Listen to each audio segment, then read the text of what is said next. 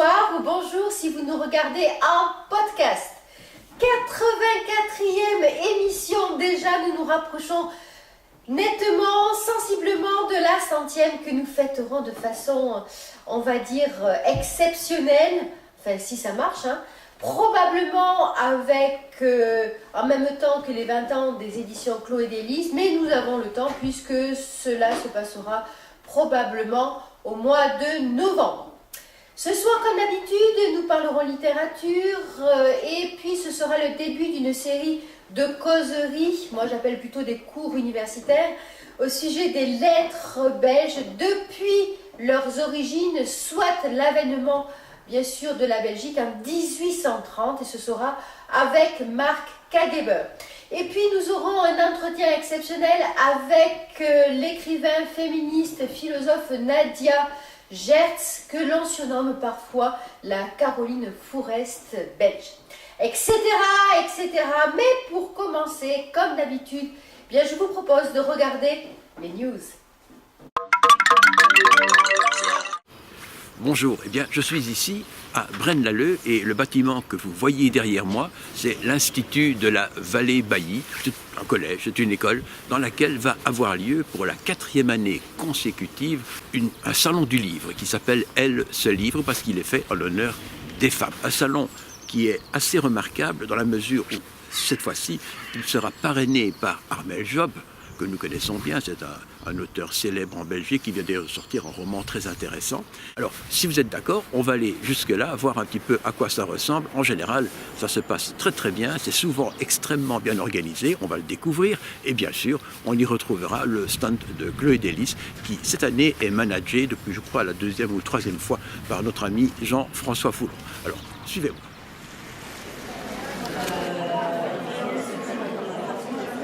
De découverte, je l'ai déjà dit dehors. J'aime beaucoup votre écriture. Et nous saluerons et nous retrouver bientôt. Au revoir. Merci beaucoup. Ah, vous êtes appelé pour ça va. Du coup, comme les deux s'enchaînaient, oui. Ah ben, on va profiter de la petite caméra. Bonjour Bob. Bonjour Armel, bonjour Bou. Bonjour. Bienvenue à la 4e tant que j'y suis, édition je pose une question. du salon. Comment ça se fait que Armel Job est le parrain d'une manifestation orientée vers les femmes? Parce qu'il aime les femmes. Ben voilà, tout simplement. Probablement. Et que son dernier livre était tout à fait à propos. Un pitch extraordinaire. Voilà, la femme que j'aimais. C'est un roman donc, policier en fait. Il y a un petit peu de...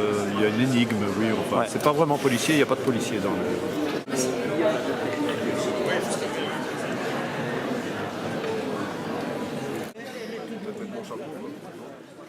Oui, j'ai râlé, hein.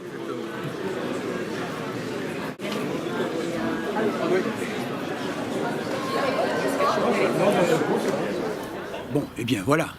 Vous avez vu que ce salon fonctionne, ça marche pas mal, il y a du monde, il y en aura encore beaucoup plus cet après-midi parce que pour l'instant il est midi. Et d'ailleurs, la Vierge est là pour confirmer, je ne vais quand même pas vous mentir devant la Sainte Vierge. Ok, voilà, maintenant on part à Mons et là, j'espère, pas sûr, que Anne-Sophie Malice sera là pour nous recevoir et nous guider dans un autre salon du livre, vous allez voir, c'est pas mal non plus. C'est une bonne idée. Yeah, you get into all that stuff, and mom and daddy gotta chase you around.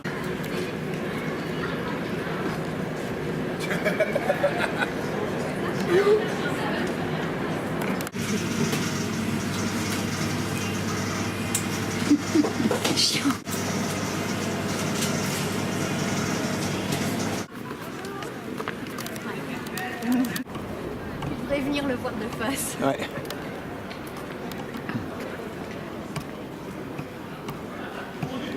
C'est le doudou ça alors? C'est le dragon. Eh bien, c'est le doudou. Oui, voilà.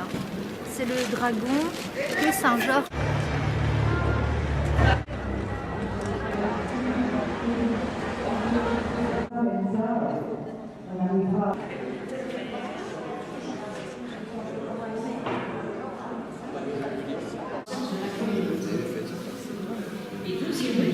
Mais on parlait de toi. Bonjour, Bob. Je disais Bob Boutique.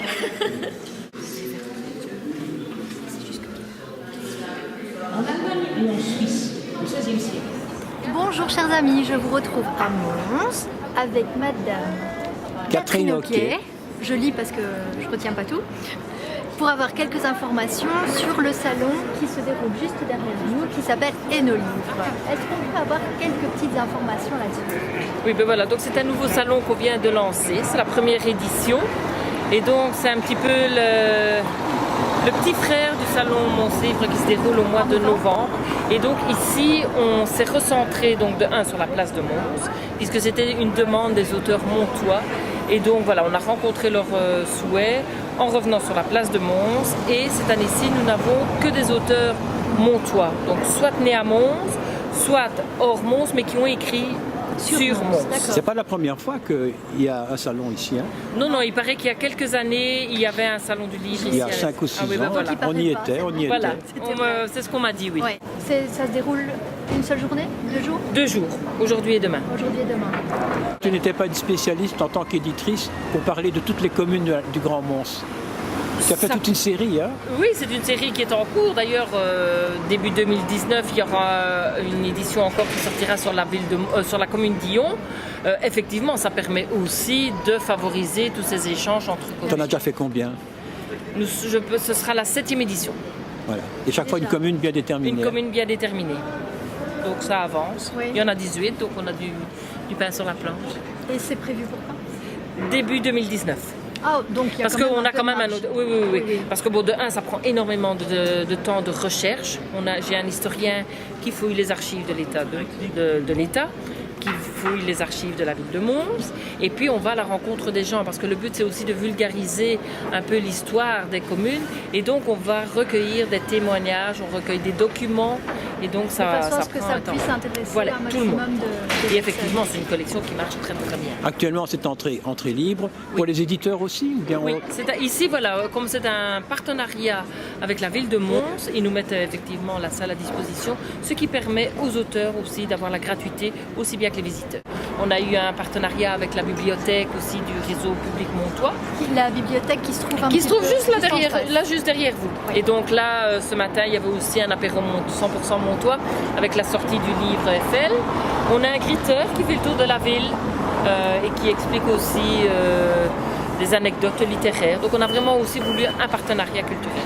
Un petit problème quand même, les auteurs ne peuvent pas vendre leurs livres directement sur le stand. Non, parce que ça c'était un principe qu'on avait trouvé, parce que bon, il faut savoir que la librairie Scientia, donc là il fallait trouver un partenaire, sinon c'était une organisation tout à fait différente, et ça c'était la seule condition, il fallait passer par le libraire partenaire. Ça c'était la seule condition. On peut le comprendre aussi. Voilà, oui. Ça c'était peut-être le seul hic, mais tous les auteurs, voilà, ils ne le regrettent pas parce que pour tout compte fait, ils n'ont rien à payer, ils n'ont rien à... Voilà. Oui, bien sûr. Ils ont le cadre, ils ont... Voilà. C'est super dynamique, hein, Catherine. On essaye.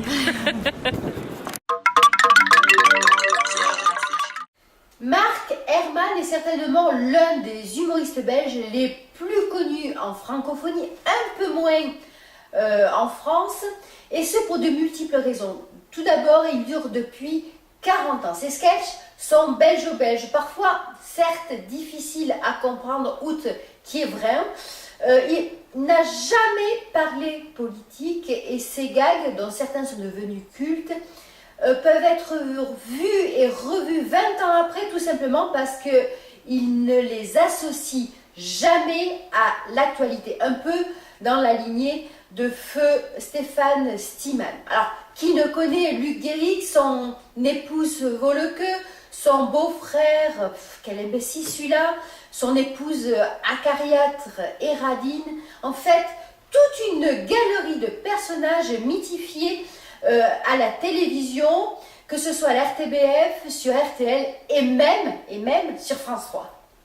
Si j'ai bien compris, parce que j'ai revu ton CV en détail d'ailleurs, et je me suis dit, c'est quand même fou, c'est un des rares humoristes belges, il y en a peut-être un ou deux autres, qui aient pu durer aussi longtemps. Ah ben il y a Stéphane Stiemann, déjà 50 oui, ans. Oui, mais je dis un ou deux à part. Oui, c'est vrai. Je ne me pose pas la question pourquoi ni comment. Hein. Voilà. Donc, mais en Belgique, je suppose qu'en France, c'était quand même moins... Ah oui, non, en France, j'ai pratiquement pas joué. Oh là là, je crois que la dernière fois que je me suis produit en France, ça devait être à Metz, il y a au moins 2 ans. Ouais. Pas 3. Ils ont compris? Pas tout. Hein. Pas tout. Hein. Pas tout. Tout le monde dit que ça a commencé avec la petite lampe à 25 watts rouge, mais c'est pas vrai, c'est pas vrai. Non. Parce qu'en fait, ça a commencé au Grenier aux Chansons. Tout à fait. En 78. Fin 78, absolument, absolument. Juste après une faillite de mon restaurant, ça a été ma chance. Mais quand tu étais au Grenier aux Chansons, tu avais déjà passé la trentaine facilement, hein? Oui, j'avais 30... Quand je 35, 36 ans, le Grenier aux Chansons, j'avais 32, 33 ans, oui. Ouais. T'as connu Jeanne Tony, alors? Ah, bien sûr, oui, très bien. C'est un copain qui m'a dit, tiens, je dis, oh là là, au Grenier aux Chansons. Ben oui, j'ai pris rendez-vous. Tu es fou. Le Grenier aux Chansons, c'était le haut lieu du spectacle à Bruxelles. Hein. Ouais. Il y avait 60 places. C'était pas un grenier, mais un premier étage. C'est dans une maison, enfin, presque à la limite de l'insalubrité. Ouais. Et il n'y avait pas de micro, il y avait une petite scène, il y avait un piano dans un coin, sur lequel jouait Isabelle Rigaud régulièrement. Ouais.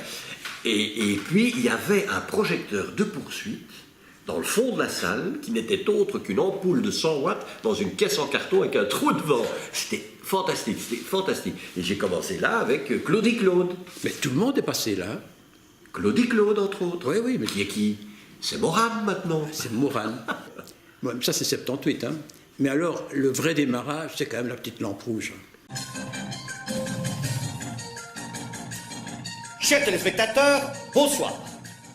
Et oui, comme vous pouvez le constater, nos amis présentateurs habituels sont absents ce soir, et c'est moi dès lors qui vous présenterai les nouvelles d'aujourd'hui. Ça va comme ça, la régie?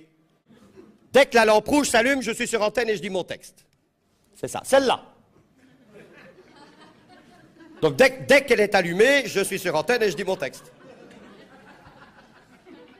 Ça va, j'ai compris. J'ai compris. J'ai compris, tu peux éteindre. Non, je suis attentif, J'attends.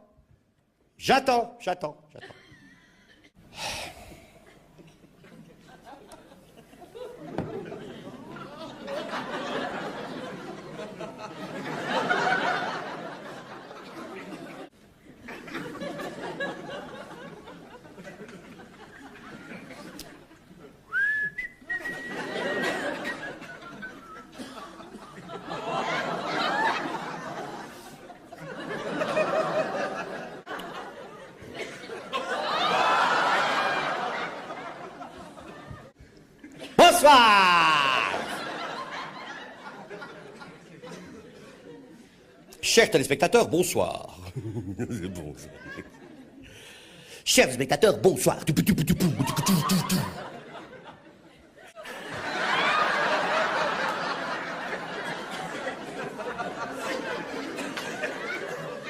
Chers les et messieurs, bonsoir. Eh oui. Ah non. Mais si, comme vous pouvez le constater, nos amis présentateurs habituels sont absents ce soir, et c'est moi dès lors qui vous présenterai les nouvelles d'aujourd'hui.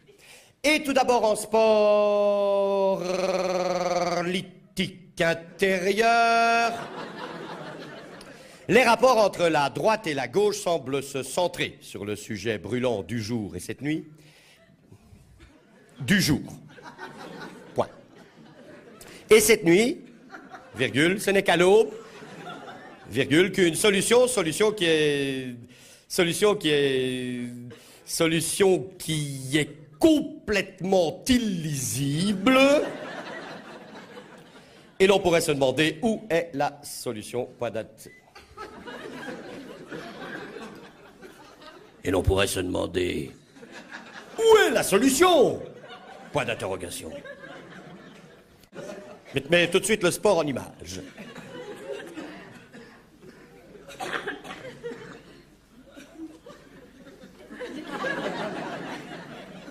Quelques instants, vous allez avoir le sport en images. Les images de basket. Football, peut-être, je sais pas. Il y a un tout petit incident technique, alors voici les prévisions météo, c'est logique, pour demain. Situation athos merdique générale. Le vent du nord se dirigera vers le sud. Il sera très fort à pas fort, mais moins fort que trop fort et plus fort que pas fort. La bise, quoi. À la côte, 3 ou 4 beaux forts et pour le reste, que des petits gros. Il y aura certes un risque d'averse orageuse venant de haut en bas. La journée de demain sera donc belle, mais plus tard dans la soirée, il commencera à faire nuit. Chers les et messieurs, au revoir et à demi, et à démarre, et à demain.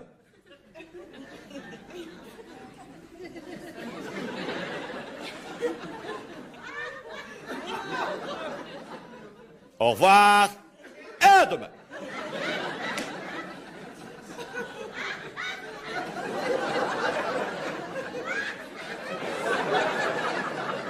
Au revoir.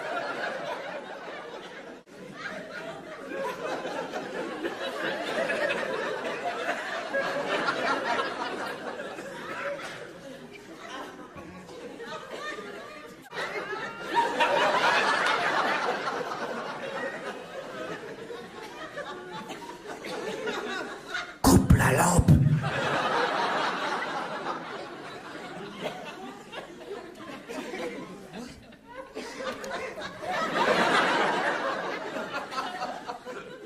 Ça, mais j'ai fini. Fini. F-I-N-I-T. Écoute, moi je l'ai vu à la télé, il y a très longtemps, j'étais mort de rire. C'est un de tes meilleurs, hein? Ou c'est culte? Oui, mais c'est sûr que c'est... Mais pourquoi est-ce que ça a été un des meilleurs? Et puis TV Tord, écoute, franchement, c'est... Ah oui, beaucoup plus tard. Mais pourquoi ça a été un des meilleurs? Je l'ai analysé après. C'est que c'est un sketch parfait. Il faut savoir que d'abord, au Grenier aux Chansons, j'avais une petite boîte à cigares comme ça, avec une petite ampoule. J'avais mis du vernis rouge pour faire la lampe rouge. Ah ouais. Et j'avais un petit interrupteur ici pour le déclencher. Donc, si je tournais la tête, c'était crédible que je ne la vois pas. Mais quand les salles sont agrandies, les gens ne la voyaient plus. Non, moi je l'ai vu avec ta petite perche et la lampe. Voilà. Et donc, je me suis dit, tant pis, je vais mettre une grosse, mais une grosse là. Là, ça ne va pas, c'est pas cohérent. Donc, je vais la mettre derrière moi. Tant pis, ça c'était totalement incohérent, ça l'est toujours. Cette lampe rouge derrière moi, ça n'a pas de sens. Parce qu'il n'y a aucun studio de télévision, aucun. Jamais personne ne m'a fait la remarque. Jamais. Elle est là. Et donc, ce sketch, je me suis aperçu quand je l'ai vu à la télé, je dis, mais je suis un génie, mais je ne le savais pas. Ouais. Comment se fait-il que tu sois allé à la RTB, puis tu es repassé à RTL, puis tu es repassé à la RTB, puis tu es repassé à RTL? Il y a toujours une sorte de va-et-vient entre... Parce que la télé, c'est ça qui t'a fait. Hein. Oui, absolument. Et un passage par FR3, n'oublions pas. Oui, France 3, tout à fait. Pendant 5 ans. Oui. En fait, RTB jusqu'en 1986 à peu près, quand est arrivé le Tataillé Show. Et au Tataillé Show, là, j'étais persona non grata. Mais voilà, c'est ça que je ne comprends pas. Il s'est passé quelque chose, là. Oui, c'est Michel de Genève, en fait, le papa de Tataillé, qui avait son émission, et c'était lui le patron, et lui ne voulait pas. Alors, peut-être trop. Il ne faut pas me demander pourquoi. Mais il ne voulait pas trop d'autres humoristes. Il voulait rester lui, et non, même s'il y en a eu quelques-uns, mais il ne voulait pas trop. Vous avez eu des mots ou pas? Non. Non, pas du tout. Non, pas du tout. On ne t'appelait plus. On ne t'appelait plus. Et... Je suis revenu sur RTL avec Meillon, il y en aura pour tout le monde, TV Tord, les interviews de Luc Derix. Comment ça se passait avec Hervé Meillon? C'est quand même un caractère. Hein. Oui, mais bon, voilà, moi je le connais, il a été viré d'ailleurs. Pratique depuis, oui. Mais c'est Hervé, c'est Hervé qui a tout le talent qu'on lui connaît. Pour moi, comme homme de radio, c'est difficile d'arriver à son niveau, surtout comme homme de radio. Comme homme de télévision, il était excellent aussi, mais peut-être avec quelques dérapages. Et puis tout d'un coup, tu te mets à faire du stand-up, ce qui est tout à fait différent de ce que tu faisais avant. Et à l'époque, on faisait peu de stand-up. Le stand-up, ça vient des États-Unis. Hein. Moi, je le prends dans le sens où tu arrives en scène, on allume les lumières, tu arrives en scène, et tu restes en scène jusqu'à la fin. Voilà, il n'y a pas de sortie de scène, il n'y a pas de... Ce que je faisais avant. Tu as fait ça. Voilà, sketch, petit jingle musical, ce qu'il y a de s'enchaîner. Moi, je t'ai vu au Comicard, te raconter des trucs pendant 1h30. Hein. C'est ça. Tu parlais de tout, de ta grange, de tes outils. Tout à fait, ouais. En fait, et tout le monde continuait à écouter ce que tu racontais. Exactement. Et cette famille que tu composes, alors, à Wolke, elle est là, c'est elle qui vient nous servir le café. Voilà. C'est ton épouse, ça, Wolke. Tout à fait. Et Wolke, tu as un jour expliqué pourquoi c'était Wolke. Mais en fait, elle s'appelle Pascal. Oui. Donc, elle ne s'appelle pas Madeleine, parce que Wolke, ça vient de Madeleine. Et dans le spectacle, ma femme s'appelle Madeleine. Madeleine, dans Madeleine, laine en flamand, Wol, et donc le diminutif, Wolke. Voilà. Encore une fois, c'est pas facile pour les Français. Alors, il y a Raoul, il y a sa femme Roselyne. Et alors, bien entendu, il me fallait un beau-frère, enfin, il me fallait une tête de turc, quoi. L'imbécile, quoi. L'imbécile, heureusement. Marc, après 40 ans, un peu moins, je crois, un peu moins. 37 au mois de mai. Bon, voilà. Après 37 ans. Enfin, si on compte Rochefort. Tu continues à faire des spectacles, puis je vois ton nom de temps en temps à gauche, à droite, ça c'est clair. Normalement, tu devrais être pensionné, mais tu m'as dit que tu n'es pas pensionné, tu es retraité. Oui, j'ai pris l'allocation de pension, mais je ne suis pas retraité. Ah, voilà. Mais tu as encore des projets, tout plein. Donc, la durée, c'est déjà exceptionnel. Comme tu dis, tu as Stéman, mais enfin, à part lui, j'en vois beaucoup qui ont duré aussi longtemps que toi en tant qu'humoriste. Mais tu as fait des études, le 1, le 2, le 3, le 4, le 5, le 6. Hein? Je me suis arrêté au 12. Quoi? Je me suis arrêté au 12. Oui, même qu'à RTL, j'ai lu un article disant oui, mais on trouve quand même que ça devient un peu répétitif. Oui, et que... mais ils avaient raison. Hein. Quand je les écrivais, il y avait que, je veux dire, 1 mois que j'avais joué le précédent, mais il y avait déjà quand même 6 mois que j'avais joué l'autre. Donc quand j'écrivais, je dis, mais est-ce que je ne l'ai pas déjà dit ça? Ah, oui. Je ne l'ai pas déjà écrit. Donc je vais aller retourner dans mes archives. Il y a un moment où ils avaient raison, RTL, et je le ressentais aussi. Je dis, ça vient du best-of de best-of, quoi. Hein. Il faut... Et donc, j'ai pris la décision, avec eux, en accord avec eux, d'arrêter, pas la collaboration avec la chaîne, mais d'arrêter de faire du spectacle comme ça, à ce rythme-là. Donc... Est-ce que tu n'as pas l'impression que tu as peut-être maintenant raté la nouvelle génération? Raté? Enfin, raté. Tu n'es plus dedans. Ah non. Ben non, mais c'est pas possible. Je suis d'une autre génération, donc c'est pas possible. Donc autrement dit, bon, je les vois arriver, et on est, par rapport aux années où moi j'ai commencé, on est où ils sont beaucoup plus nombreux. Incroyable, ils sont une cinquantaine, rien que pour la Belgique. Hein. Oui, parfois je me dis, mais comment ils font pour vivre, quoi? Ah bon, ils vivent pas. Ils vivent pas. Ça doit être difficile. Donc moi, je suis très content de mon sort, et quelque part, je ne pourrais pas... Peut-être que je pourrais suivre le rythme de spectacle j'étais jusqu'à 200 par an quand même, hein, donc 200 représentations par an, ce qui est normal, hein, 200 jours de travail, c'est normal pour tout le monde. Hein. Mais n'empêche, entre-temps, il faut quand même trouver le temps d'écrire, donc il y a plein d'autres, parce que ce qu'on voit sur scène, ce n'est jamais que l'iceberg, hein, il y a tout un travail derrière. Donc je ne pense pas que je pourrais encore suivre ce rythme, parce que je pense que j'en aurai jusque-là, et puis ça ne me donne pas l'occasion de faire autre chose.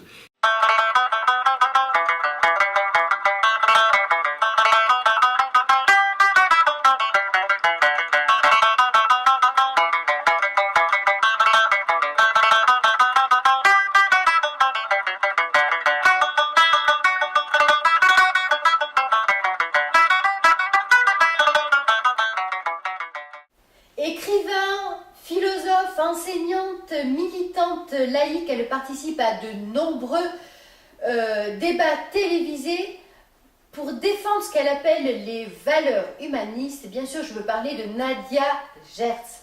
Qu'il s'agisse de la liberté de circuler partout dans le monde, même pour les immigrés illégaux, de la laïcisation du système scolaire belge qui, à l'inverse de la France, continue à subventionner de nombreuses écoles religieuses, du féminisme, du port du voile, etc. etc.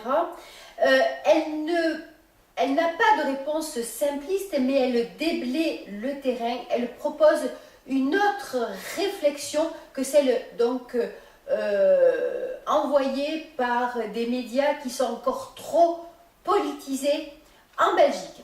À l'occasion de la Journée internationale des droits de la femme, elle publie un joli pamphlet, on pourrait appeler ça une réflexion, préfacée par Jamila Benhabib et illustrée par Cécile Bertrand. Souvenez-vous, nous vous l'avons présenté dans cette émission. Alors, Nadia, on vient de l'expliquer, il y a longtemps qu'on avait envie de te rencontrer. Ouais. Et j'ai fait une petite expérience. J'ai interrogé des gens autour de moi, qui ne sont pas des intellectuels, quoique moi, j'aime pas trop le mot intellectuel. Et je leur ai expliqué qu'on allait faire un reportage avec Nadia Geert, et tout le monde m'a dit qui c'est. Et alors, forcément, je leur ai dit, écoutez, c'est une philosophe, une écrivaine, ça ne va pas les passionner beaucoup.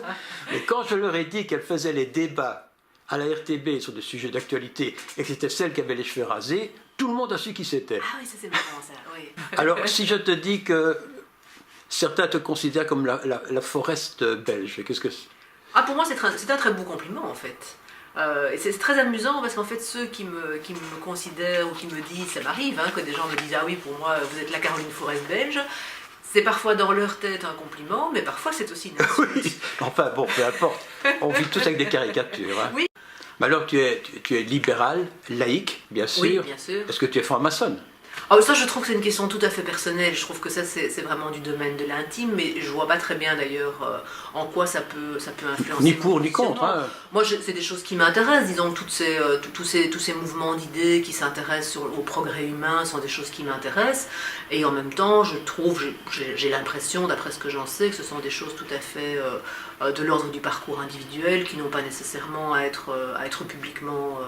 Parce qu'il y en a qui l'affirment. Hein. Oui, c'est vrai, mais je pense que ça doit rester un choix aussi. Moi, je trouve, voilà, c'est très bien qu'il y ait des gens qui disent j'en suis, c'est très bien qu'il y ait des gens qui disent j'en suis pas, et c'est très bien qu'il y ait des gens qui disent ça regarde que moi. Voilà, liberté là aussi. Ok, parfait. Tu es une laïque, hein. Ça c'est le moins qu'on puisse dire à fond. Oui. Il y a beaucoup d'électeurs, il y a beaucoup de spectateurs français qui suivent nos émissions. Actuellement, ça fait je crois 40% quand même. Eux ne connaissent pas ce problème. Nous avons en Belgique des écoles catholiques, musulmanes, des écoles religieuses. En France, ça n'existe pas. Ça existe, hein, mais ce sont des écoles sous contrat. Oui, et c'est pas important. L'école catholique en Belgique, elle prédomine par rapport à l'école officielle. Quel est ton point de vue là-dessus? Je crois que je dois faire un détour par l'histoire pour dire ce que j'en pense. En fait, quand en 1830 la Belgique prend son indépendance, donc elle le fait par rapport aux Hollandais, hein, aux Pays-Bas, qui sont protestants, où donc Guillaume Ier a imposé finalement une sorte de vision très laïque de l'enseignement, en essayant de confisquer le droit des congrégations religieuses d'organiser un enseignement. Et donc du coup, quand les Belges prennent leur indépendance, il y a une politique d'unionisme, comme on l'appelle à l'époque, hein, qui est vraiment l'union donc entre le Parti libéral et le Parti catholique, qui vont décider ensemble, main dans la main, de promouvoir et de promulguer dans la Constitution ce qu'on appelle la liberté d'enseignement. Donc l'enseignement est libre, c'est-à-dire que n'importe qui peut ouvrir une école. Dans les faits, ce n'importe qui, c'est évidemment les congrégations religieuses au premier chef, puisque c'est elles qui avaient déjà tout le réseau, tous les bâtiments, tout le personnel, etc., avant la période religieuse. Et donc, cette liberté d'enseignement, au fond, au départ, c'est une revanche prise sur la politique hollandaise, mais qui va très vite déboucher sur un conflit, parce qu'une fois qu'on a dit que l'enseignement est libre, on n'a pas abordé le nerf de la guerre, qui est qui va payer pour cet enseignement libre. Et là, évidemment, les catholiques vont dire, ben, évidemment, l'État doit payer pour l'enseignement libre, sinon c'est pas une vraie liberté. Tandis que les libéraux vont dire, ben non, il ne faut quand même pas déconner, vous pouvez créer des écoles si vous voulez, mais vous n'aurez qu'à les financer vous-même.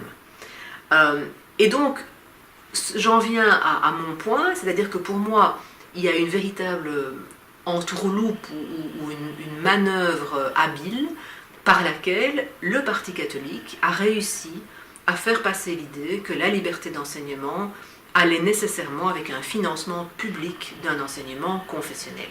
Cet enseignement religieux n'ouvre pas la porte à l'enseignement musulman? Mais évidemment, bien sûr. Avec les dangers que ça peut représenter? Évidemment, c'est-à-dire qu'on est dans un système aujourd'hui, donc je parlais tout à l'heure de statu quo, de modus vivendi, etc. Mais en même temps, puisqu'on garantit la liberté d'enseignement, de toute évidence, les musulmans l'ont bien compris, ou en tout cas la frange la plus réactionnaire, la plus fondamentaliste, a dit, qu'à cela ne tienne, nous allons nous aussi créer des écoles islamiques. Avec des femmes voilées pour donner des cours et tout. Voilà, et on n'a pas d'outils pour les en empêcher. Je veux dire, ça leur est parfaitement permis par la Constitution, ils auraient bien tort de s'en priver. Pour ou contre le voile? La question est trop vaste pour que je puisse y répondre comme ça. Enfin non, je suis contre de toute manière. Je suis contre de toute manière. Mais je ne suis pas pour l'interdiction. Je ne parle pas dans la rue, hein. Je parle pas dans voilà, c'est ça. C'est clair. Voilà. C'est-à-dire que le voile me pose un problème, ça c'est tout à fait clair. à la fois en tant que laïque et en tant que féministe. Et que féministe. Oui. Donc, en tant que laïque, il me pose problème au sens où j'estime que dans certaines fonctions, on n'a pas à imposer la vision, enfin, ou à communiquer aux autres ses convictions, qu'elles soient d'ailleurs politiques ou religieuses. Pas d'ostentation. Pas d'ostentation, ni même de manifestation. Parce que l'ostentation, enfin, où commence l'ostentation? Est-ce que si je porte un petit crucifix comme ça, c'est de l'ostentation? Pour moi, pas de signe religieux. Si je suis fonctionnaire au guichet d'une administration communale, si je travaille dans une administration publique, si je suis enseignant, je n'ai pas à montrer aux usagers du service quelles sont mes convictions politiques ou religieuses. C'est aussi simple que ça. Pas nécessaire? Mais non seulement ça n'est pas nécessaire, mais c'est nécessaire que je ne les montre pas. Parce que c'est comme ça que je garantis la véritable neutralité du service. En fait, quand je t'écoute, je pense que tu serais beaucoup mieux en France qu'en Belgique. Ah mais oui, ça c'est clair. Sauf que moi, j'ai pas envie de changer de pays, j'ai envie que la Belgique change pour devenir plus semblable à la France. Oui, d'accord. Mais voilà, c'était une question. Oui, mais c'est vrai, je suis une laïque à la française, comme on dit souvent. Ce qui moi m'énerve, parce que pour moi, il n'y a pas de laïcité à la française, il y a la laïcité, et puis il y a ce qui n'est pas la laïcité, voilà. Mais donc pour revenir à la question du voile, ben oui, le voile me gêne dans certaines fonctions, comme je viens de l'expliquer. Et le voile me gêne aussi d'un point de vue sociétal, au sens où c'est quand même une tentative de mainmise sur le corps des femmes. Voilà, là on arrive à la féministe. Bah évidemment, bah oui, parce que jamais loin. C'est surtout toi qui es connue comme féministe, Caroline Fourès belge. Est-ce qu'on va pas trop loin? Quand? Dans le féminisme. Et je pense notamment aux affaires Weinstein, DSK, où aux États-Unis on dit parfois, et je ne sais pas si c'est vrai d'ailleurs, qu'il ne faut jamais se trouver seul avec une femme dans un ascenseur parce qu'elle peut porter plainte après et que on risque vraiment très gros. Est-ce qu'on peut arriver à ce genre de choses en Europe? Moi je pense qu'il y aura toujours des femmes qui dès qu'un type les regarde en disant « Ah, vous avez de beaux yeux », se sentent menacées. Je pense qu'un homme, s'il rentre d'une soirée avec des amis à 3h du matin, il ne se demande pas, tiens, est-ce que je vais prendre cette rue-là ou telle autre? Est-ce que je n'attendrai pas que mon copain s'en aille aussi, comme ça on est deux pour aller jusqu'au métro? Est-ce que j'aurais pas mieux fait de mettre un pantalon noir plutôt qu'un blanc? C'est des questions qui ne viennent pas à l'esprit des hommes. Ce qui ne veut pas dire qu'un homme n'est jamais agressé.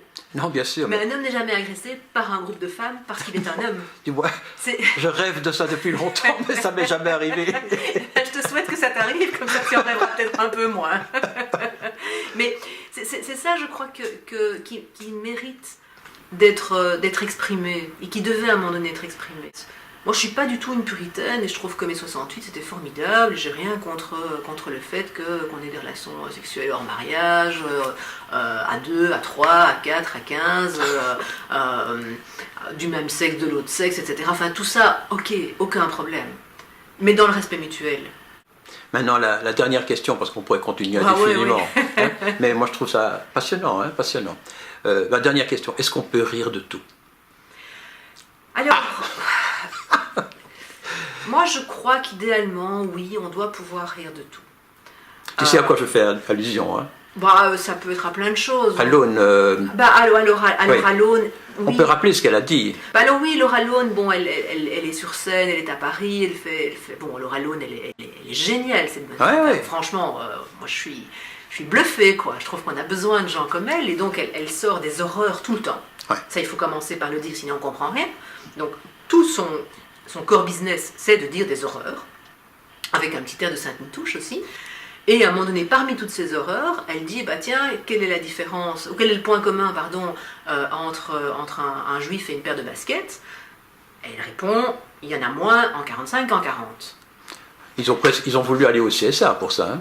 Je sais, et je trouve ça consternant. Par contre, un Dieudonné, pour prendre l'autre extrême, le problème avec Dieudonné, c'est pas les blagues qu'il raconte. Le problème, c'est qu'il dit la même chose dans ses blagues que ce qu'il dit très sérieusement sur la télé iranienne. Donc voilà, quand on fait des discours politiques antisémites pour la télévision iranienne, et qu'ensuite on recycle ça en soi-disant blagues très drôles sur les juifs dans un spectacle, ça pose problème. Parce qu'on sait bien que c'est pas de l'humour, puisqu'il le pense très sérieusement. Est-ce qu'il ne vaut pas mieux l'ignorer? Alors, pour moi, on revient à la question du droit et de la morale dont on parlait tout à l'heure. Tout à fait. Moi, je pense que les lois qui pénalisent certains propos doivent être guidées par une question finalement assez simple, qui est de savoir si ce qui est dit risque de porter préjudice.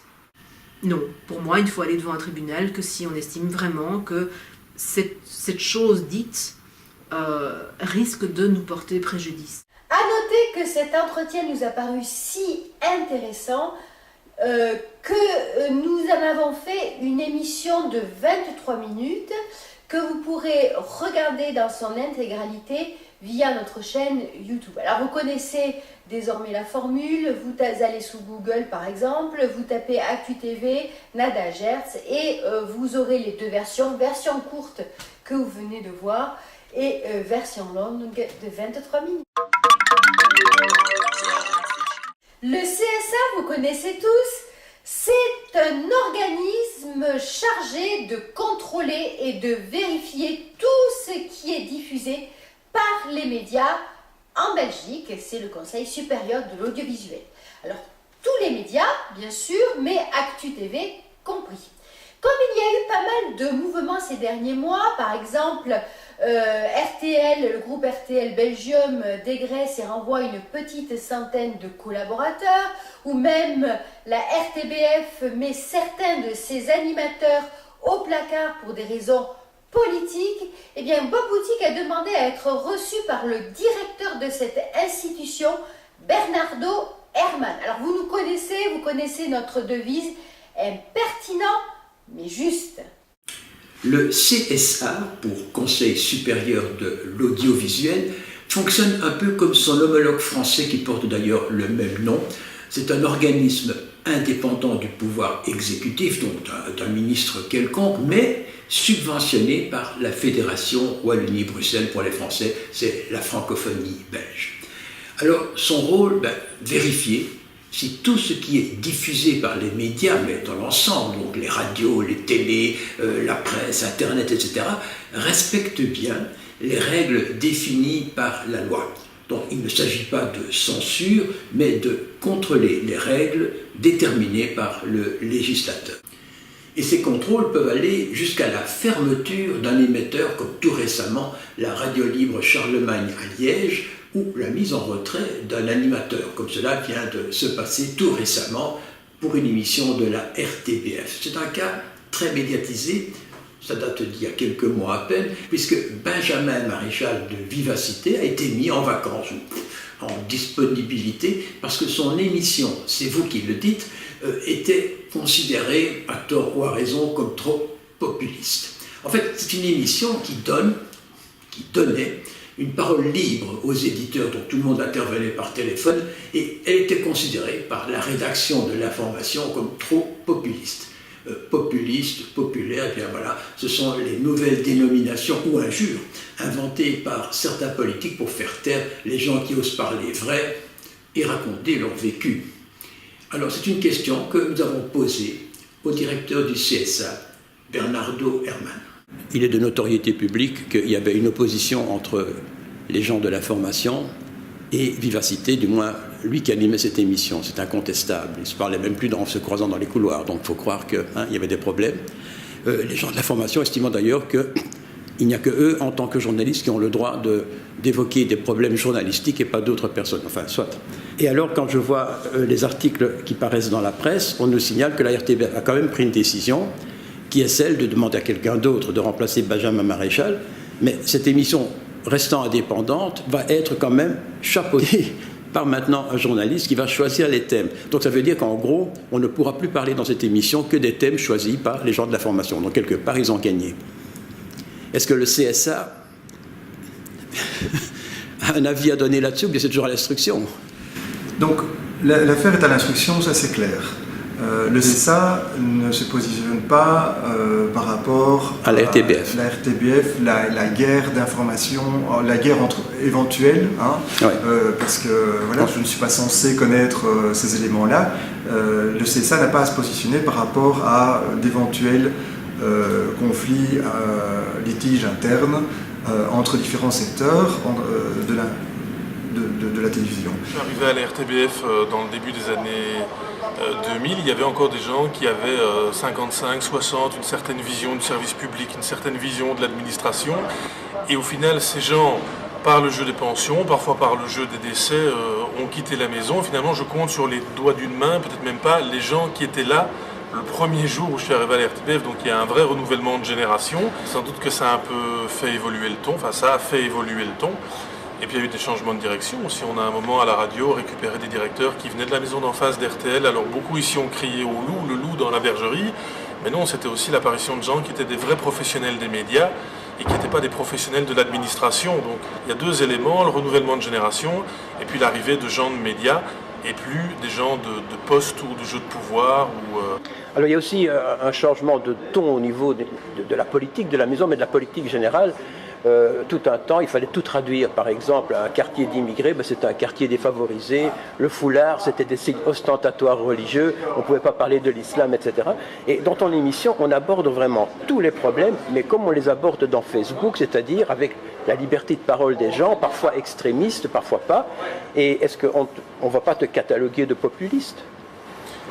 Évidemment, il y en a beaucoup dans la maison qui trouvent que le principe même de donner la parole à des gens est un truc populiste. Donc le simple fait de donner la parole à des gens qui ne sont pas des experts ou des journalistes, c'est populiste. La grosse nouveauté, c'est qu'on a longtemps cru qu'il n'y avait que les Français qui étaient capables de faire des libres antennes, les RTL France, les Europe 1. Moi aussi, j'écoutais le journal de 13h sur RTL, Jean-Jacques Bourdin à l'époque qui faisait la libre antenne. Voilà, ça c'est mes modèles, mes références. Et on a longtemps cru qu'il n'y avait que les Français qui avaient le bagou pour faire ça. Et puis on l'a essayé en Belgique. Et effectivement, beaucoup ont crié populisme, des gens qui parlent, qui n'y connaissent rien. Et on doit bien se rendre compte au bout de 4-5 saisons qu'il y a un potentiel, que les gens sont assez grands, intelligents en Belgique pour parler. Donc nous verrons bien quelle sera la décision qui sera prise par le Collège d'autorisation et contrôle, mais ce ne sera certainement pas une décision politique, ni basée ou compte tenu des conflits éventuels internes. Je n'aimerais pas être à votre place. Ça ne doit pas être toujours facile. Hein ? Nous sommes là pour protéger, comme je le disais tout à l'heure, la démocratie, les citoyens, les valeurs qui ont été définies par le législateur. Je pense que c'est le plus simple, c'est la colonne vertébrale qui est la nôtre, notre code de conduite. Maintenant, on va changer de sujet. On va parler des web télé. Nous sommes une petite web télé. Il y en a, si j'ai bien vu, il y en a une vingtaine, donc 13 qui ont été plus ou moins reconnus actuellement.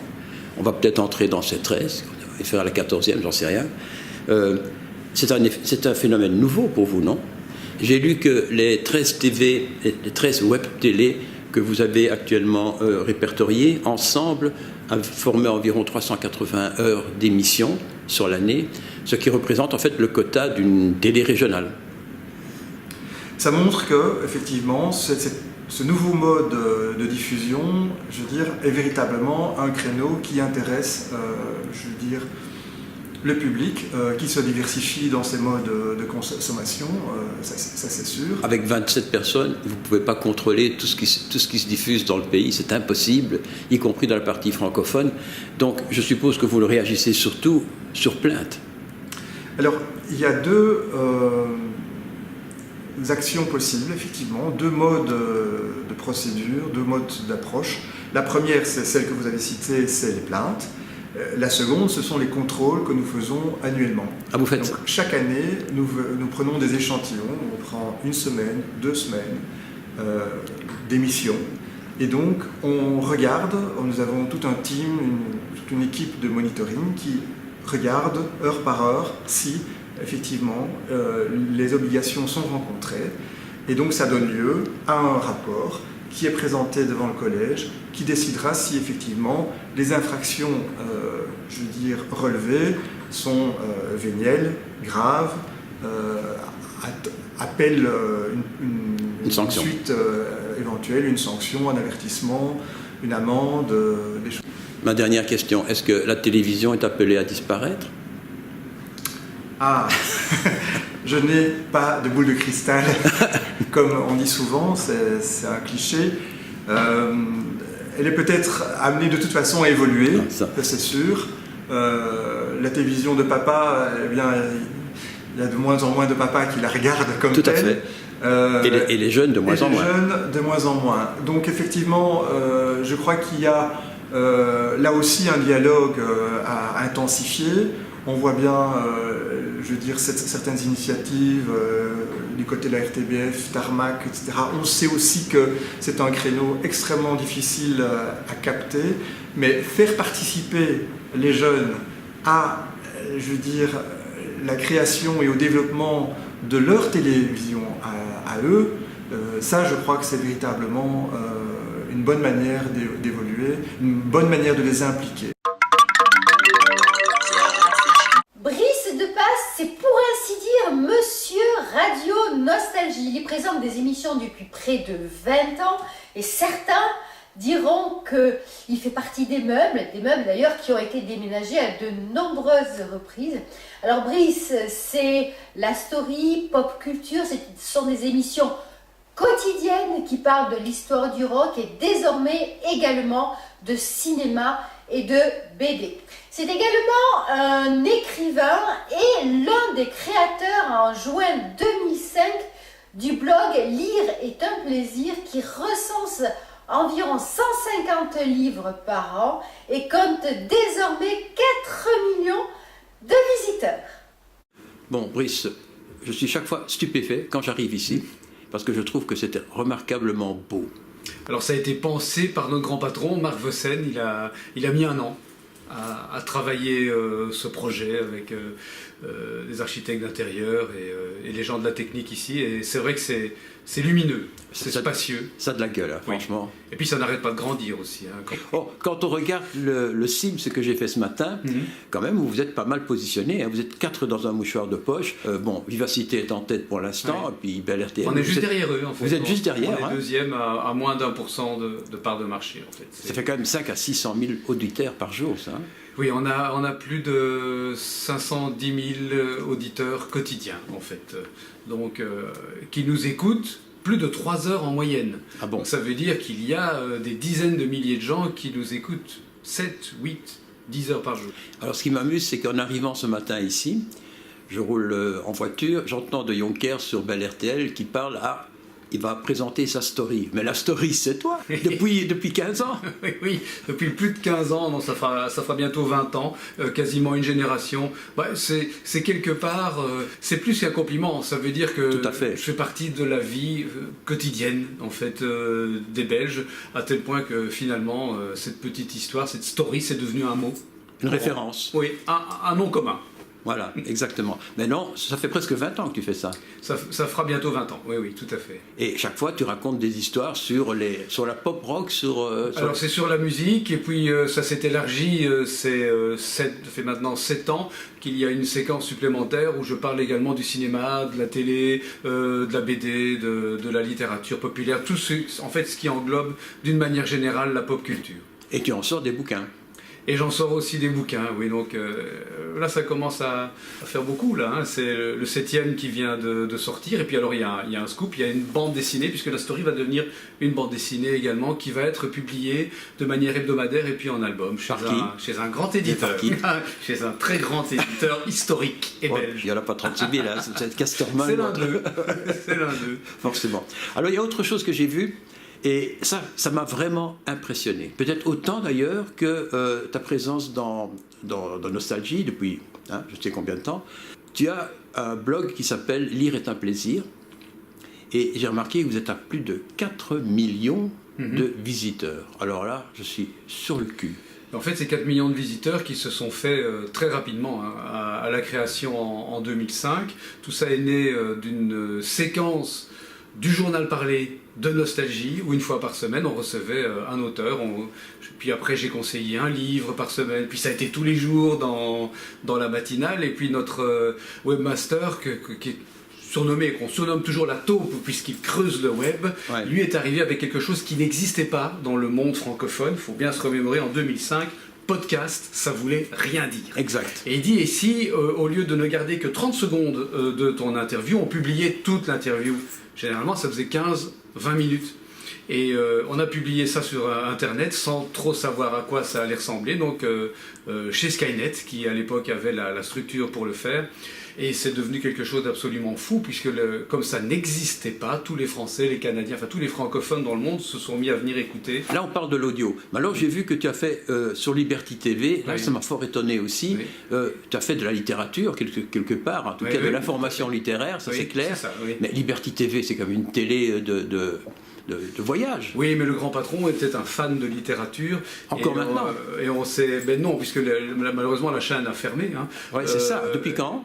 Il y a déjà facilement 4 ou 5 ans. Oui. Parce que quand on va sur Internet, le site est toujours là. Oui, oui. Et on a l'impression que ça fonctionne. Je crois qu'il y a eu un repreneur, mais qui ne vend plus que du voyage. Et si on faisait une émission sur l'actualité du livre en télé, puisque je savais très bien que les deux grands groupes télé ne voulaient pas de quelqu'un de chez Nostalgie pour le faire, et si on conseillait simplement au départ les livres pour emporter dans vos valises, et c'est très vite devenu d'une émission de 5-10 minutes, c'est une émission de 20-25 minutes, où finalement... Que tu présentais avec Niki à l'époque. Que je présentais avec mon épouse, qui était quand même assez rare dans le domaine de la télé, et voilà, très vite on a eu sur le plateau des Amélie Nothomb, enfin les plus grands auteurs français, parfois étrangers, donc venez chez nous. C'était une émission très bon enfant, présentée dans les conditions du direct, mais qui était diffusée sur la toute première TNT française. Donc on était dans les 18 chaînes francophones que tous les Français qui avaient le câble et le satellite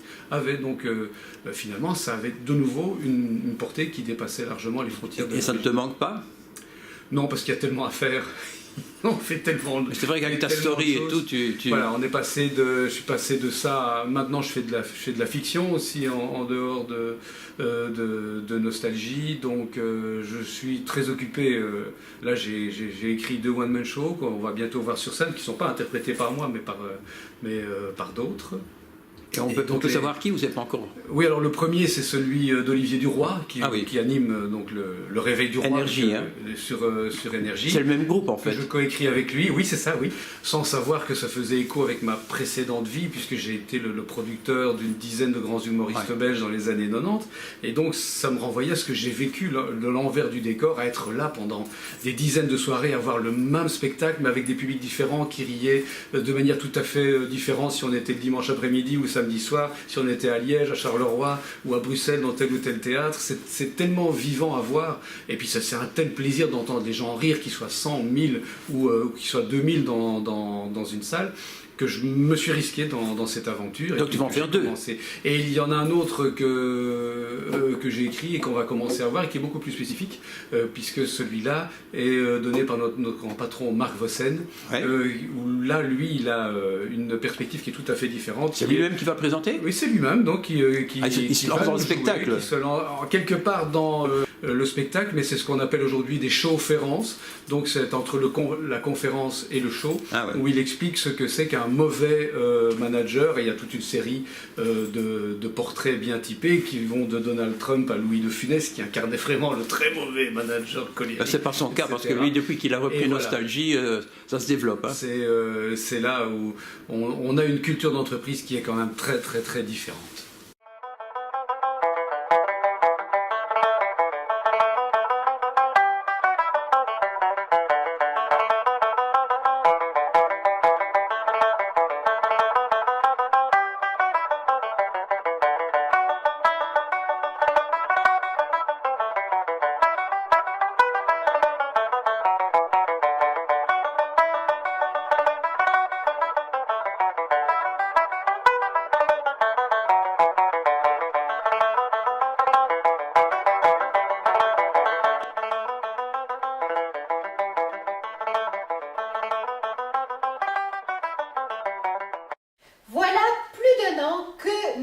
Avec Marc Kageber, le directeur des archives et musées de la littérature des grands auteurs belges, Rodenbach, Elskamp, Verhaeren, Yourcenar, Maeterlinck, etc.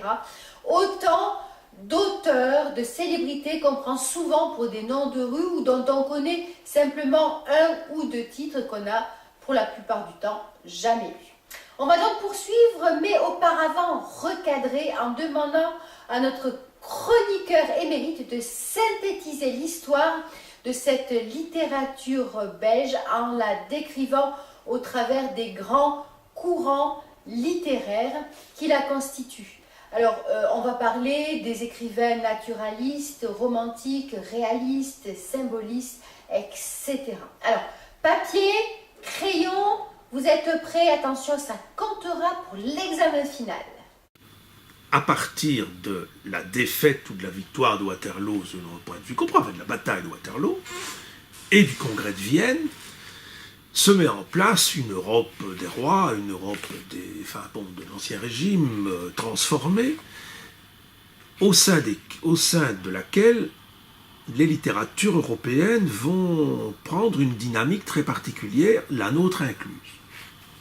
Et ce qui est justement très intéressant, c'est qu'avant 1830, dès 1817, cela dit, il y a un texte en 1812 dont on m'a un jour parlé, mais je n'ai pas pris de note. Il y a un poème de 1812 qui est déjà clair. Il y a une littérature qu'on peut considérer comme une littérature francophone de Belgique qui prépare la Révolution belge et dans laquelle il y a déjà une pièce de théâtre en 1823 sur Marie de Bourgogne, comme par hasard.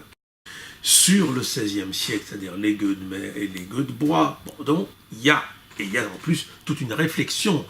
Est-ce que c'est possible d'avoir une littérature alors que nous n'avons pas de langue propre, puisque nous en avons plusieurs et qu'elles sont partagées avec d'autres pays? Mais les Flamands, jusque dans les années 30, parlaient le patois, pas vraiment le néerlandais. Non, mais les Wallons aussi. Les Wallons aussi. En fait, ne parlaient le français que les élites du Nord et du Sud, et les populations locales. Mon grand-père disait toujours qu'un Flamand de Ypres était incapable de comprendre un Flamand d'Asselt. Et soyons clairs, si vous parlez le picard tournésien, vous n'allez pas comprendre le liégeois. Hein. En Wallonie, l'école était en français. En Flandre, elle était en français aussi. Donc, cela dit, il y avait une mentalité qu'il faut bien reconnaître exécrable. On disait c'est une langue de chien. Les Flamands, quoi. Oui, les Flamands, langue de chien. C'était une sorte de... C'est grotesque. Alors on pourrait évidemment, on peut suivre les courants. Naturalisme, réalisme, romantisme, réalisme, symbolisme, naturalisme. Mais on peut aussi se dire quels sont les grands courants qui en fait traversent le corpus littéraire. Est-ce que pour les Français, nous n'étions pas aussi un peu des écrivains du Nord, nordistes, orientés vers l'Allemagne, et puis après la guerre, ça a changé? Il va falloir dire cette différence de la Belgique, des écrivains belges par rapport aux Français, des deux côtés. Et ça va être, ce sont les écrivains des brumes du Nord. Et évidemment, comme toujours dans un mythe, il y a un fondement. C'est que ces écrivains-là, de la fin du XIXe siècle, pour se différencier des Français, mais aussi à travers tout ce qui se passe en Europe à ce moment-là, se sentent en effet proches ou marqués ou intéressés par ce qui s'écrit en Allemagne, en Autriche-Hongrie et en Grande-Bretagne. Et puis évidemment, la catastrophe, c'est 14. Avec l'arrivée des Uhlans et toutes leurs exactions et le discours des Alliés ou des Allemands, enfin, civilisation contre barbarie, l'idéalisation de la culture germanique, ce que j'ai montré dans mon tome 2, s'effondre du jour au lendemain. Et ça va aussi jouer dans notre relation à la question linguistique, puisqu'évidemment les Flamands parlent une langue germanique qui est du sous-allemand, mais pas au sens péjoratif de sous-allemand. C'est comme le luxembourgeois, enfin, ce sont des variantes. Si on commence malgré tout, on essaye de traverser la rivière de l'histoire de la littérature belge, d'expression française, on va sauter d'une pierre à l'autre, en essayant de ne pas tomber dans la flotte. On va commencer par quoi? Par quel mouvement? Comme je vous disais tout à l'heure, on peut évidemment dire, bon, romantisme, il y a des écrivains mineurs, bon. Mais on situe où de Coster? Il n'est quand même pas compréhensible sans le romantisme, et ce n'est pas du romantisme. Donc moi je pense qu'il faudrait pouvoir dire, il y a des grands courants jusqu'à aujourd'hui. De Coster à Verhaegen, en passant par le capitaine Haddock, on est dans une littérature carnavalesque, expressionniste. Tout à fait. Il y a un filon majeur. Et le théâtre. Hein. Oui, qui évidemment, Gelderode, Crommelin. Et du symbolisme découlent, on pourrait dire, des sous-courants qui vont devenir très importants, parce que le symbolisme est quand même marqué historiquement. c'est notamment le fantastique réel et le réalisme magique, qui ont à voir avec le symbolisme et qui vont être un fil rouge jusqu'à aujourd'hui de cette littérature. Il y a une propension au fantastique, à l'étrange, dans la littérature francophone de Belgique, à côté de la tendance expressionniste. Il y a un courant fondamentalement classicisant, avec des casseroles et des chefs-d'œuvre, qui essaie de tenir, de soutenir une langue française plus pure à la limite que celle de Paris. Et ça va avoir un impact très important, notamment dans les années 50, avec Suzanne Villard, avec Charles Bertin. Et donc on a déjà trois tendances. Mais ce n'est pas comment dire, une segmentation chronologique. Non, mais c'est ça la question. Ça traverse. Si on prend la segmentation chronologique, et pour nos auditeurs ça va être très difficile, il faudrait suivre les catégories françaises et démontrer chaque fois comment c'est juste et c'est faux. De Coster n'est pas perçu avec la légende du Eulenspiegel comme un écrivain romantique. Or, la légende n'est pas compréhensible en dehors de ce que le romantisme libère, y compris de relecture du Moyen-Âge et du passé. Mais il fait autre chose. Et on va tout le temps être devant cette situation-là. C'est ça toute la particularité de notre entretien, c'est quelle ligne on suit, puisqu'il faut toujours dire la Belgique, c'est ça et c'est pas ça.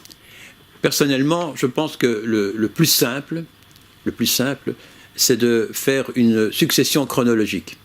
Donc commencer par le romantisme, faire un exposé là-dessus, en mettant évidemment tous les guillemets nécessaires, et puis on passera à l'époque suivante, et en même temps tracer les flux, les lignes qui évoluent dans le temps jusqu'à maintenant. Mais, parce que maintenant, quand vous allez arriver au nouveau roman, il n'y a pas de nouveau roman en Belgique.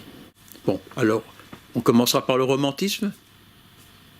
Et maintenant, je vous propose de lire un texte de Charles de Coster, qui est considéré comme un des plus grands auteurs belges depuis 1830. Revenant du marché de Bruxelles, Eulenspiegel et Lam virent dans une maison de pierre quai aux briques, dans une salle basse, une belle dame vêtue de satin, qui disait à sa cuisinière : « Fourbissez-moi cette poêle, je n'aime pas la sauce à la rouille !» Eulenspiegel passa le nez à la fenêtre. « Moi, dit-il, je les aime toutes, car ventre affamé n'est pas très grand électeur de fricassés. » « Quel est, dit-elle, ce bonhomme qui se mêle de mon potage ?»« Hélas, belle dame, répondit Eulenspiegel, si vous vouliez seulement en faire un en ma compagnie, je vous enseignerai des ragoûts de voyageurs inconnus aux belles dames sédentaires. »« Il est joli homme, dit la cuisinière à la dame. Faisons-le entrer et qu'il nous conte ses aventures. »« Mais ils sont deux, dit la dame. Oh, j'en soignerai un, dit la cuisinière. »« Madame, répartit Eulenspiegel, nous sommes deux, il est vrai, moi et mon pauvre Lam, qui ne peut porter 100 livres sur le dos, mais porte 500 sur l'estomac en viande et boisson volontiers. »« Oh, mon fils, dit l'âme, ne te gausse point de moi, infortuné à qui sa bedaine coûte si cher à remplir. Il ne te coûtera pas 1 liard aujourd'hui, dit la dame, en tressaillant tous les deux. Mais, dit l'âme, il y a aussi 2 baudets sur lesquels nous sommes. Ah, les picotins, répondit la dame, ne manquent point en l'écurie de monsieur le comte de Meghem. La cuisinière quitta sa poêle et tira dans la cour Eulenspiegel et Lam sur leurs ânes, lesquels se mirent à braire incontinents. Les deux pèlerins mangèrent à grande plantée et burent à tire-larigot. Et la dame comtesse de Meghem donna encore cette nuit à souper à Eulenspiegel et à Lam, et ainsi le lendemain et les jours suivants. Les ânes avaient double picotin et Lam double ration. Pendant une semaine, il ne quitta point la cuisine, jouant avec les plats et vidant force chope. Dans l'entretemps, Eulenspiegel et la dame vivaient amicalement.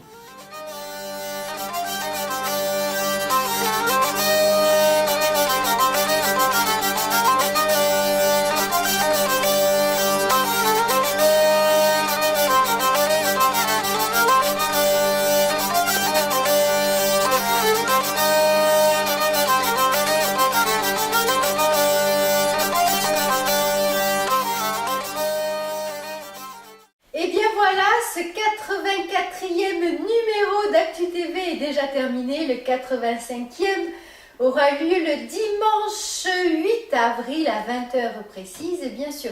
Alors vous y verrez entre autres le dessinateur politique du journal Le Soir, Pierre Kroll. Nous parlerons également de Francis Lalanne qui passe sur la scène du Fou Rire en compagnie de notre amie et chroniqueuse Sylvie Godefroy. Et puis il y aura beaucoup d'autres surprises. Alors vous connaissez bien sûr notre adresse mail baudouin.boutique@skynet.be. Une remarque, un avis, une idée, n'hésitez pas. Notre site internet www.actu-tv.net. Eh bien, bye bye.